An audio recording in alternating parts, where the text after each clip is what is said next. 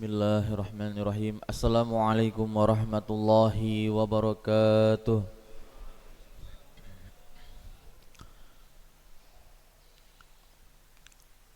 Innal hamdalillah nahmaduhu wa nasta'inuhu wa nastaghfiruh wa nu'minu bihi wa natawakkalu alaihi wa na'udzu billahi min sururi anfusina wa min sayyiati a'malina. May yahdihillahu fala mudhillalah fala yudhlilhu fala hadiyalah. Ashhadu an la ilaha illallah wahdahu la syarikalah wa ashhadu anna Muhammadan abduhu wa rasuluh la nabiyya ba'dah. Allahumma salli ala sayyidina Muhammad wa ala alihi wa ashabihi wa man tabi'ahum bi ihsanin illa yaumil qiyamah, amma ba'du. Faqala ta'ala fi kitabihil karim, a'udzu billahi minasy syaithanir rajim. Ya ayyuhallazina amanu taqullaha wa qulu qawlan shadida yuslih lakum a'malakum wa yaghfir lakum dzunubakum wa may yuti'illaha wa rasulahu faqad faza fawzan 'azima. Wa qala Rasulullah sallallahu alaihi wasallam, ahabbu biladi ilallahi ta'ala masajiduha wa abghadu biladi ilallah aswaquha.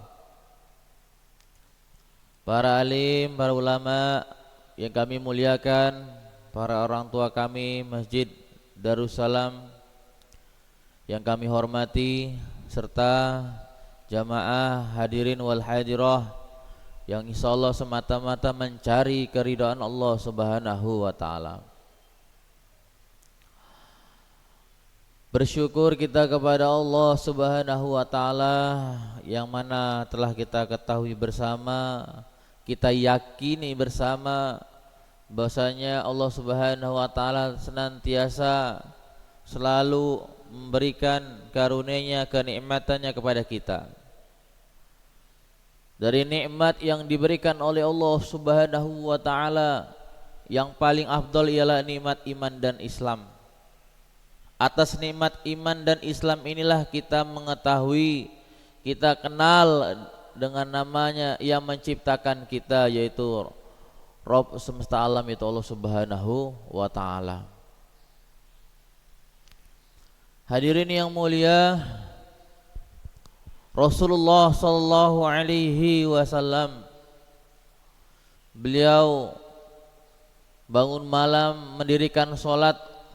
Saking lamanya sholat beliau sampai waktu subuh, hari-hari beliau sholat lakukan seperti itu, hadirin yang mulia, hingga kaki beliau ini bengkak-bengkak.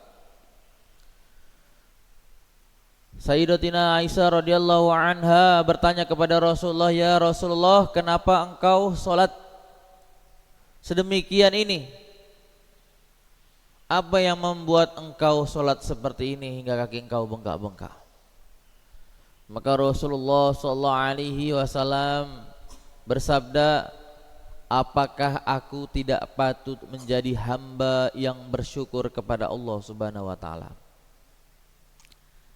Hadirin wal hadirah yang dirahmati Allah Subhanahu wa taala, Nabi kita, Nabi Agung Muhammad sallallahu alaihi wasallam mengajarkan kepada umatnya cara bersyukur kepada Allah Subhanahu wa taala ialah bagaimana kita mengaplikasikan diri kita untuk beribadah kepada Allah Subhanahu wa taala, yaitu salat. Hadirnya salat ini adalah tandanya seorang hamba. Tandanya seorang hamba mempunyai Khalik, mempunyai Tuhan yang menciptakan dia. Iyyaka na'budu wa iyyaka nasta'in. Hanya kepada Engkau aku menyembah, hanya kepada Engkau aku minta pertolongan. Hadirin rahmati Allah Subhanahu wa taala, salat ini adalah mi'rajnya orang beriman. As-salatu mi'rajul mu'min. Nabi kita Nabi Agung Muhammad sallallahu alaihi wasallam ada suatu perkara yang mana beliau ini diperintahkan oleh Allah Subhanahu wa taala, diberangkatkan oleh Allah Subhanahu wa taala, yaitu Isra wal Mi'raj. Apa hasil daripada Isra wal Mi'raj? Yaitu salat, hadirin yang mulia. Isra diberangkatkan, diperjalankan dari Masjidil Haram ila Masjidil Aqsa. Mi'raj dari Masjidil Aqsa hingga ke Sidratul Muntaha. Hari-hari kita lakukan sholat ini, hadirin yang mulia, berjamaah di masjid, sama saja kita ini melakukan Isra wal Mi'raj. Dari rumah kita, berjalan kita, kaki kita ke rumahnya Allah Subhanahu wa taala. Sampai rumahnya Allah Subhanahu wa taala, kita niat sholat, Allahu Akbar, itu langsung Mi'raj kepada Allah Subhanahu wa taala. Langsung berhadapan langsung kepada Allah Subhanahu wa taala. Maka kita langsung ketika berhadapan langsung kepada Allah Subhanahu wa taala dengan konsentrasi batin, seolah-olah Allah Subhanahu wa taala depan kita. Kita adukan semua hajat-hajat kita. Inna salati wa nusuki wa mahyaya wa mamati lillahi rabbil alamin. Kita hazamkan itu dalam hati kita, yakin sepenuh hati bahwasanya Rabb semesta alam Allah Subhanahu wa taala yang menghidupkan kita, yang matikan kita. Salatku untuk Engkau ya Allah, ibadahku untuk Engkau ya Allah, hidup matiku untuk Engkau ya Allah. Inna lillahi wa inna ilaihi rajiun. Kita ini milik Allah, hadirin yang mulia, akan kembali kepada Allah Subhanahu wa taala. Mudah-mudahan kita ini bisa diberikan taufik dan hidayah oleh Allah Subhanahu wa taala melakukan sholat ibadah di masjid sampai akhir hayat kita. Hadirin rahmati Allah Subhanahu wa taala. Allah Subhanahu wa taala ini Al-Khaliq, yang Maha menciptakan. Berarti selain Allah Subhanahu wa taala diciptakan makhluk. Makhluk ini ciptaan Khaliq yang menciptakan. Jangan sampai kita ini merasa Khaliq. Allah Subhanahu wa taala menciptakan langit berlapis-lapis sampai 7 lapis. Allah Subhanahu menciptakan bumi berlapis-lapis sampai 7 lapis, hadirin yang mulia. Enggak hanya itu, hadirin yang mulia, Allah Subhanahu wa taala menciptakan berserta isi-isinya, hadirin yang mulia. Dengan kudrat dan iradatnya, hadirin mulia. Kun fayakun, hadirin mulia. Allah Subhanahu wa taala menciptakan seluruh makhluknya berjumlah 18.000 jenis makhluk. Allah Subhanahu wa taala menciptakan bumi ini pada hari Sabtu.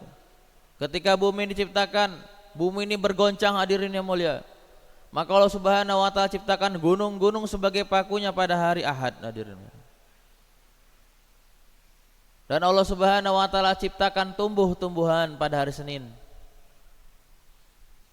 Ketika Allah Subhanahu wa taala ciptakan tumbuh-tumbuhan, pada hari Selasa Allah Subhanahu wa taala ciptakan kesusahan, bala, bencana, hadirin mulia. Saya tinggal di Lampung, hadirin yang mulia. Ketika itu pada itu hari Selasa sore, terjadi banjir bandang besar, hadirin. Karena apa? Allah Subhanahu ciptakan kesusahan, bala ini pada hari Selasa, hadirin. Hari Rabu Allah Subhanahu wa taala ciptakan nur, cahaya.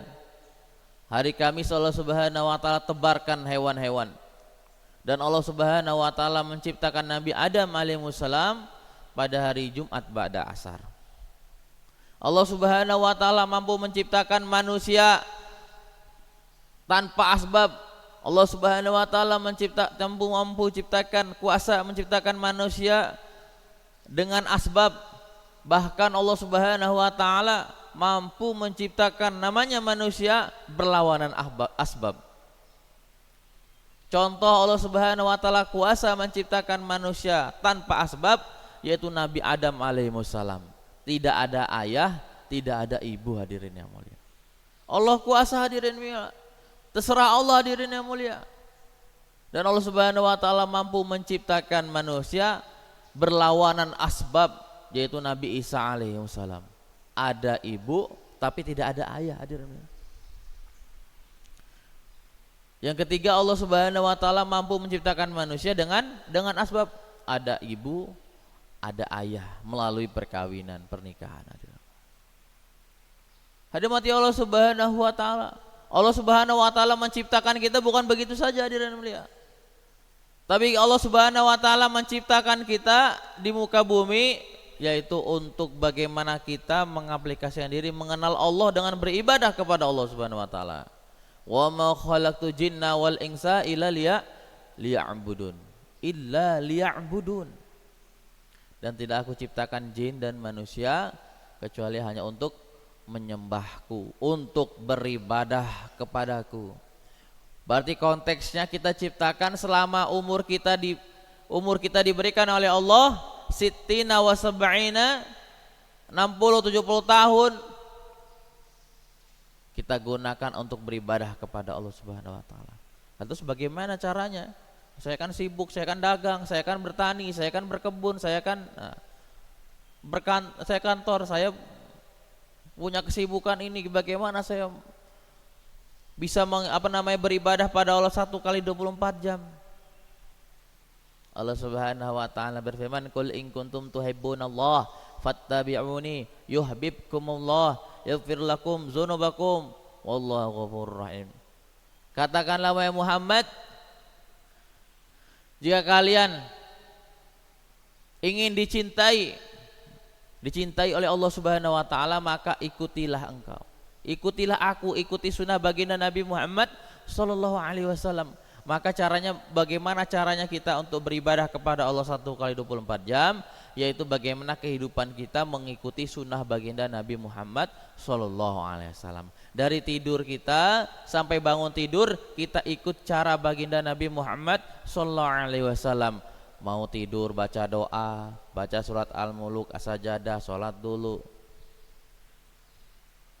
Setelah itu bangun tidur, kita baca doa, alhamdulillahillazi ahyana ba'dama amatana wa ilaihin nusur. Ambil wudhu, sholat. Seluruh aktivitas kita ini kita amalkan dengan sunnah baginda Nabi Muhammad sallallahu alaihi wasallam. Apa kata Allah? Dapat cinta Allah, dapat ampunan Allah. Jadi kalau nggak mengamalkan sunnah ini, hadirin yang mulia, rugi, hadirin yang mulia. Kenapa? Kalau kita mengamalkan sunnah baginda Nabi Muhammad SAW, maka kita yang dapat cinta Allah, dapat ampunan Allah, dapat cintanya Rasulullah, masuk surga bersama Rasulullah. Man ahya sunnati faqad ahabani wa man ahabani kana ma'i fil jannah. Barang siapa yang menghidupkan sunnahku, maka dia sungguh telah cinta kepadaku. Barang siapa yang cinta kepadaku, maka bersamaku di surga. Sapa wonge sing ngamelke sunah Kanjeng Nabi, mengko bakalin mlebu surga karo Kanjeng Nabi. Ada mati Allah Subhanahu wa taala, makan minum ikut cara Nabi, berpakaian ikut cara Nabi, buat rumah niatnya buat ibadah. Hadirin yang mulia, bukan bermegah-megahan, bukan saing-saingan sama tetangga kita, sama saudara kita, tapi untuk ibadah biar bisa nampung, bisa meneduhkan anak istri saya, buat cucu saya, buat anak-anak saya kumpul. Ada mati Allah Subhanahu wa taala, naik kendaraan, beli kendaraan buat beribadah, untuk silaturahim, tempat saudara saya, tempat orang tua saya, mempermudah aktivitas saya untuk beribadah, untuk bekerja. Ini niatnya untuk ibadah, hadirin yang mulia. Ada mati Allah Subhanahu wa taala, kalau kita ini aktivitas kita ini ikuti cara baginda Nabi Muhammad sallallahu alaihi wasallam, nanti kita ini menjadi orang yang muflihun. Wa may yuti'illaha wa rasulahu faqad faza fawzan azima. Siapa yang taat kepada Allah, taat kepada Rasulullah, nah, maka dia sungguh telah mendapatkan kesuksesan yang agung. Hadirin mati Allah Subhanahu wa taala. Ini kami satu jamaah dari Jakarta. Kami di sini beriktikaf beberapa hari, sedang memperbaiki iman kami dan amal kami. Jadi kami sedang islah diri, sedang memperbaiki diri, bukan memperbaiki orang lain. Hadirin yang mulia, karena kita di kuburan ini sendiri. Hadirin yang mulia, kita akan menghadap Allah Subhanahu wa taala sendirian. Hadirin yang mulia, akan ditanyakan, umur kamu untuk apa, harta kamu dari mana, dikemanakan untuk apa. Satu kerikil, hadirin yang mulia, yang menempel di rumah kita ditanyakan. Hadirin yang mulia, baju kita, pakaian kita, makan satu butir nasi pun ditanyakan oleh Allah Subhanahu wa taala, dari mana kamu cari. Hadirin mati Allah Subhanahu wa taala. Maka kami mudah-mudahan kami selama 4 bulan kami di Surabaya ini, udah 4 bulan hadirin mulia, tinggal 4 hari di Surabaya, nggak kerasa. Kami sudah bergerak dari bulan Februari, ini terakhir, masjid terakhir di sini, nanti kami baru pulang ke Jakarta, tinggal 4 hari. Mudah-mudahan kami pulang ke kampung kami bisa mengaplikasikan selama kami 4 bulan di Surabaya, melatih diri kami untuk bagaimana taat, bagaimana untuk memperbaiki iman dan amal kami, bisa kami aplikasikan buat keluarga kami di rumah dan orang kampung kami. Mungkin hanya itu yang bisa kami sampaikan. Ada benarnya datang daripada Allah Subhanahu wa taala, ada hilafnya datang dari diri saya sendiri karena kurangnya korban saya kepada agamanya Allah Subhanahu wa taala. Mohon diikhlaskan, mohon dimaafkan. Wabillahi taufiq wal hidayah wal ridha wal inayah. Subhanaka Allahumma wa bihamdika asyhadu an la ilaha illa anta astaghfiruka wa atubu ilaik. Wassalamualaikum warahmatullahi wabarakatuh.